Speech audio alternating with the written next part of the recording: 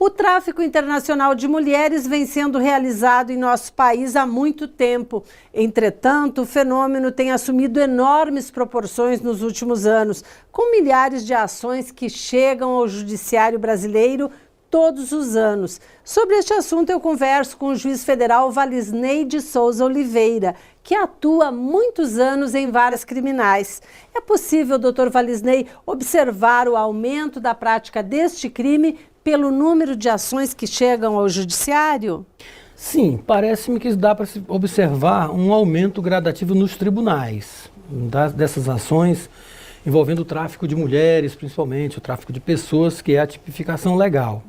Então, acho que nos últimos 10 anos ou 8 anos houve um aumento significativo em todos os tribunais regionais federais, que são que a Justiça Federal é a competente para processar e julgar esse tipo de delito, o crime do artigo 231 do Código Penal, do tráfico de pessoas ou tráfico de mulheres para esses fins de exploração sexual, prostituição.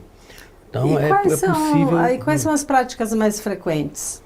Se na Justiça Federal, o que se tem assim, nesse campo de exploração sexual, ou nesse tipo de crime, o mais frequente hoje, até pelas incessantes operações, o crime de pedofilia na internet, que é da competência da Justiça Federal por força dos tratados.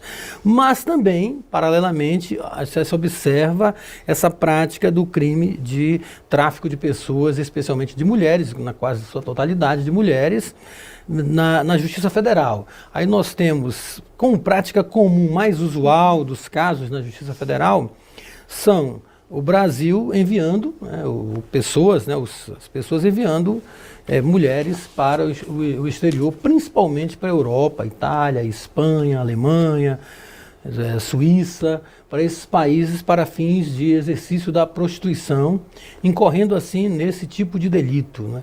Na verdade, o que se há, de um modo geral, são formações de quadrilhas, ou seja, aquele que vai recrutar aqui no Brasil, né?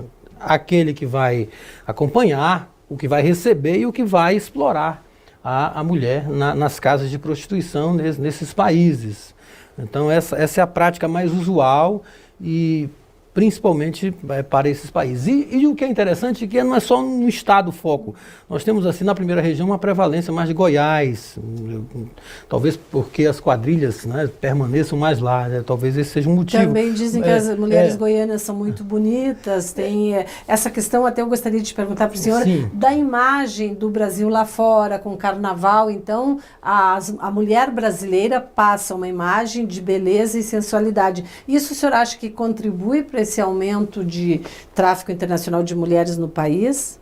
Eu acredito que sim, mas como eu estava dizendo, assim, não só Goiás, como Minas Gerais, Bahia, São Paulo, Rio de Janeiro, Pernambuco, o Rio Grande do Norte, de modo geral, quase todos os países, quase todos os estados, há uma disseminação dessas ações na Justiça Federal. E, na verdade, essa questão da beleza também é o que conta para esse comércio, porque, na verdade, esse é um crime, porque é a exploração, né? Então, o produto, a matéria-prima, diríamos assim, é justamente a mulher nesse caso. E a mulher é levada para lá, claro que se vai querer uma mulher bonita, nova, né, porque ela precisa exercer essa profissão de ser explorada sexualmente lá mais vezes para se obter o lucro. Então isso conta muito, até mesmo porque o Brasil, a beleza realmente ela tem vários tipos de beleza da mulher brasileira, né? Toda essa mistura que nós tivemos em razão da migração de vários povos, e com o indígena, dá essa essência. Mas o que é primordial nisso é justamente a finalidade do lucro mesmo, né? O que essas quadrilhas querem mesmo é o lucro, a exploração sexual é o lucro nessa atividade, porque há clientes e porque o que se quer mesmo é essa atividade lucrativa. Agora, muito grande. O senhor destacou de onde elas saem daqui do país, mas e a rota internacional qual que é? A gente viu agora mesmo no programa uma decisão sobre mulheres que eram traficadas para a Alemanha. Qual que é a rota internacional mais frequente nessas ações que chegam ao tribunal? É a Europa como um todo, né? A Itália, a Espanha, a Alemanha, mas se ressalta muito a Espanha e a Itália como países recebedores das mulheres desse crime de tráfico de pessoas que o Brasil quer combater, o mundo todo, os países todos querem combater esse tipo de exploração. E no Brasil, aqui na primeira região, também é muito frequente a prática desse crime nas regiões de fronteira. Daí pega Venezuela, Bolívia.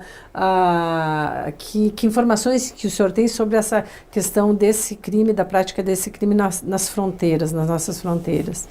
Sim, o Brasil, a saída pelas fronteiras muitas vezes nos países vizinhos. O Brasil, ele nesse crime da migração internacional, o tráfico internacional de pessoas, no caso para fins de prostituição, o Brasil tanto é rota, ele é também a origem, que ele manda, que é o mais frequente, mas ele também é recebedor, de certo modo, dessa prostituição mais fronteiriça, uma prostituição mais, diríamos assim, dessas regiões mais pobres e fronteiriças, que há uma migração não só do Brasil para lá, para as cidades fronteiriças, como também desses países para o Brasil.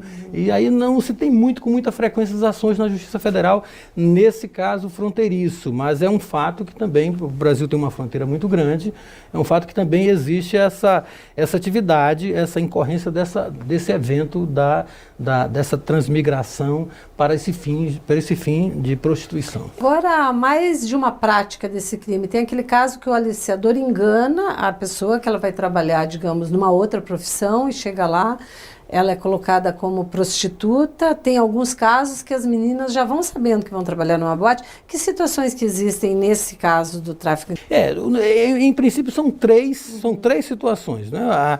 A primeira situação, aquele caso em que a pessoa não sabe, é convidada para ir à Europa, por exemplo, como garçonete, como arrumadora de um hotel, né?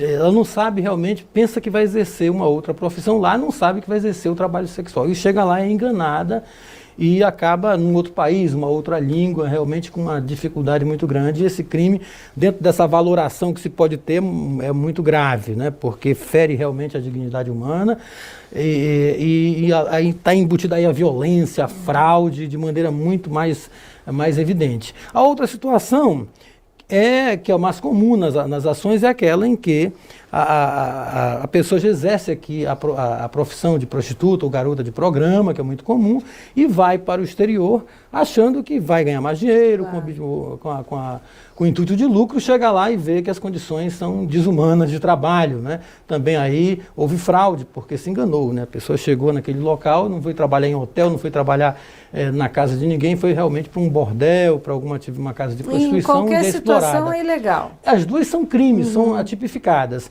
A terceira é a que os tribunais aqui, inclusive o TRF, aqui a desembargadora Mônica, o desembargador Tourinho Neto, todos firmaram posição com vários votos aqui em várias situações em que as pessoas já eram prostitutas e tinham consciência da prostituição e iam para lá. Né, e lá foram enganadas. É a situação então mais comum. Né? Qual a penalidade para esse tipo de crime? É uma penalidade grande, já que é uma prática que vem aumentando? Assim? Então a pena é dura e foi aumentando cada vez mais. Quando, por exemplo, contra uma pessoa mais vulnerável, como uma criança, como um portador de deficiência. Meninas, né? E aí, naturalmente, que a pena é muito maior. Ela pode chegar até a metade. E o juiz que vai valorar isso. O juiz vai verificar a participação de cada um, o juiz vai verificar também a situação, se houve violência, se houve a fraude, toda essa situação, essas chamadas circunstâncias judiciais, o juiz vai analisar e para o fim de aplicar a pena devida nesse tipo de delito de tráfico de pessoas. E essa é a melhor forma de coibir esse tipo de crime? Nós penso assim que são a necessidade de várias outras frentes, né? Nós que, enquanto há todo esse comércio lucrativo, sempre vai haver interesse na prática desse crime, né? Altamente lucrativo esse campo da prostituição, do mercado sexual, em que o tráfico de pessoas se insere nisso aí, né? Então, não só a punição, mas também acho que a prevenção, que se possa pensar nisso, né, do próprio poder público, a estrutura aí tirar as pessoas da linha da pobreza, entre outros campos aí, né, estruturar melhor as famílias. Informações, campanhas, denúncias. É verdade. Tudo isso eu acho que é válido. Acho que o Brasil está avançando nesse campo aí aos poucos. Obrigada, doutor Valisney. E o Inteiro Teor fica por aqui. Voltamos na semana que vem, neste mesmo horário. Participe do nosso programa enviando sugestões para o e-mail inteiroteor@trf1.jus.br. Confira também nosso programa no portal do Tribunal, no endereço trf1.jus.br. Até um próximo encontro.